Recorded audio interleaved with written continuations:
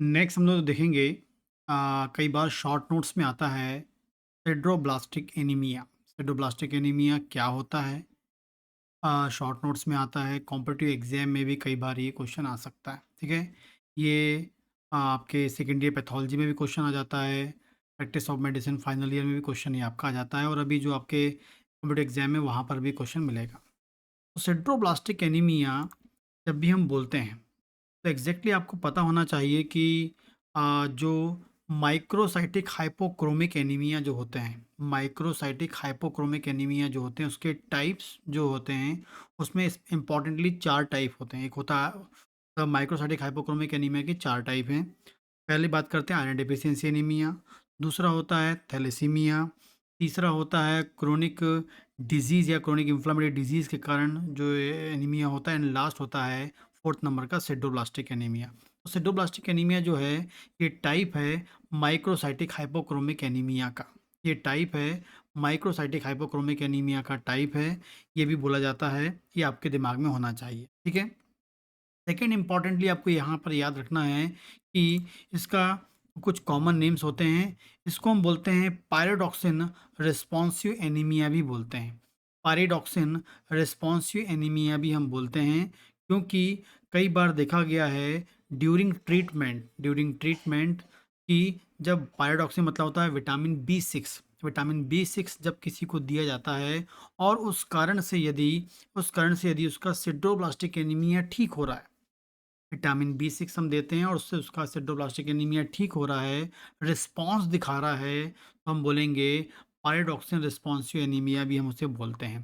ठीक है, इसके अलावा माइक्रोसाइटिक हाइपोक्रोमिक एनीमिया मैंने आपको ऑलरेडी बता दिया है, ये इसका टाइप है, कई बार कॉम्पिटिटिव एग्जाम में आता है। ठीक है, और एक और हम माइक्रोसाइटिक नॉर्मोक्रोमिक एनीमिया भी इसको कई बार बोलते हैं। लेकिन जो माइक्रोसाइटिक वर्ड है ये वेरी वेरी इंपॉर्टेंट होता है जो सिडोब्लास्टिक एनीमिया को बता रहा है। या हम बोल सकते हैं कि जो माइक्रोसाइटिक एनीमिया है उसके अंतर्गत आपको सिडोब्लास्टिक एनीमिया को रखना है। ठीक, तो एग्जैक्टली सिडोब्लास्टिक एनीमिया होता क्या है?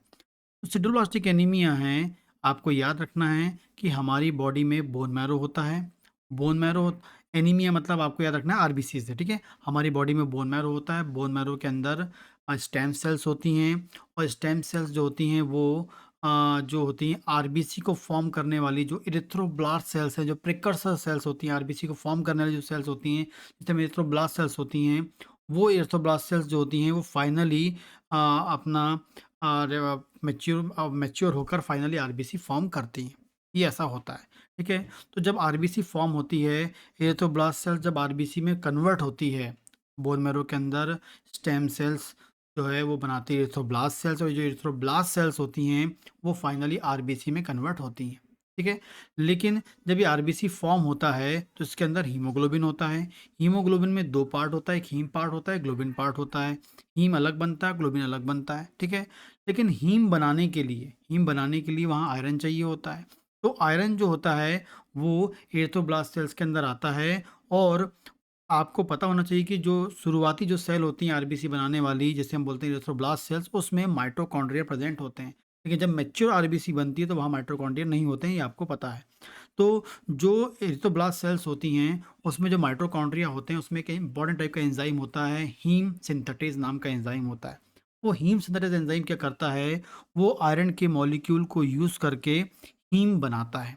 ठीक है, हीम बनेगा और ग्लोबिन बनेगा, दोनों जुड़ेंगे हीमोग्लोबिन बनेगा। लेकिन जिसको सिड्रोब्लास्टिक एनीमिया है, इसका मतलब है उसके पास उसके माइटोकॉन्ड्रिया मतलब ऐसी जो एरिथ्रोब्लास्ट सेल्स हैं, जिनका जो माइटोकॉन्ड्रिया है, उस माइटोकॉन्ड्रिया में जो हीम सिंथेटेज नाम का जो एंजाइम है, वो एब्सेंट है। हो सकता है कंजेनाइटली, बाय बर्थ, हेरिडिटरी क्या है, उसकी बॉडी में क्या किसकी डेफिशिएंसी है, हीम सिंथेटेज नाम का जो एंजाइम होता है, या हम बोल सकते हैं ए एल ए नाम का। ठीक है, एलानिल जो ए एल ए नाम का जो एंजाइम है, ए एल ए सिंथेटेज बोलेंगे, या हीम सिंथेटेज नाम का जो एंजाइम होता है, उस एंजाइम की क्या हो गई है, डेफिशिएंसी हो गई है, या उसकी एब्सेंस है, जिस कारण से हीम नहीं बन पाता है। हीम नहीं बनेगा तो हीमोग्लोबिन नहीं बनेगा, और हीमोग्लोबिन नहीं बनेगा तो फाइनली आपको कैसी एबनॉर्मल आरबीसी मिलेगी। तो सिड्रोब्लास्टिक एनीमिया में क्या होता है, पहले इम्पोर्टेंटली हीम नहीं बनता है। हीम क्यों नहीं बनता है? क्योंकि हीम सिंथेज़ नाम का जो एंजाइम है वो एब्सेंट होता है, जो माइटोकॉन्ड्रिया में पाया जाता है। ठीक है? Sideroblastic anaemia type of microcytic hypochromic anaemia है, या माइक्रोसाइटिक एनीमिया हम बोलेंगे, पायरोडॉक्सिन रिस्पॉन्सिव एनीमिया हम बोलेंगे, जिसमें आपको क्या मिलता है एग्जैक्टली उसमें जो हीम सिंथेटेज नाम का जो एंजाइम है वो डेफिशिएंट होता है, ये एब्सेंट होता है, जिस कारण से हीम नहीं बन पाता है। हीम नहीं बनेगा, हीमोग्लोबिन नहीं बनेगा और एबनॉर्मल आपको आरबीसी मिलती हैं। तो आपको दो ही चीज़ याद रखनी है, एब्सेंस या deficiency of haem synthetase, and finally deficiency of haem formation, या आपको मिलेगा एब्सेंट मिलेगा हीम वहाँ पर, और जिसे हम बोलेंगे सिड्रोब्लास्टिक एनीमिया बोलेंगे। ये एग्जैक्ट जो हम बोलेंगे डेफिनेशन है सिड्रोब्लास्टिक एनीमिया की, ये आपको पता होना चाहिए। तो कॉम्पिटिटिव एग्जाम में आता है कि इसमें क्या होता है, डेफिशिएंसी ऑफ हीम सिंथेटेज नाम का एंजाइम, और एग्जैक्टली इसमें हीम नहीं बन रहा है। ठीक है? इसके अलावा और कोई क्वेश्चन हो तो आप मुझे कमेंट कर सकते हैं, पूछ सकते हैं। और इसके अलावा यदि आप बीएचएमएस फर्स्ट ईयर के स्टूडेंट हैं तो आप मेरा ऑर्गेन ऑफ मेडिसिन एंड आपका जो मैटरनिटी का फर्स्ट ईयर का ज्वाइन कर सकते हैं, सेकंड ईयर में पैथोलॉजी ज्वाइन कर सकते हैं, थर्ड ईयर में गायनेकोलॉजी ज्वाइन कर सकते हैं, एंड यदि क्लिनिकल प्रैक्टिस करना चाहते हैं 12 टिश्यू रेमेडीज़ का यूज़ करके, उसके लिए आप 12 टिश्यू रेमेडी वाला कोर्स ज्वाइन कर सकते हैं। इसमें आपको पूरी 12 का 12 मेडिसिन बताई हैं, कौन सी पोटेंसी में यूज़ करनी चाहिए, कितने बार रिपीट करना है, थेरापेटिक पॉइंट ऑफ व्यू से पूरा एक्सप्लेन किया गया है।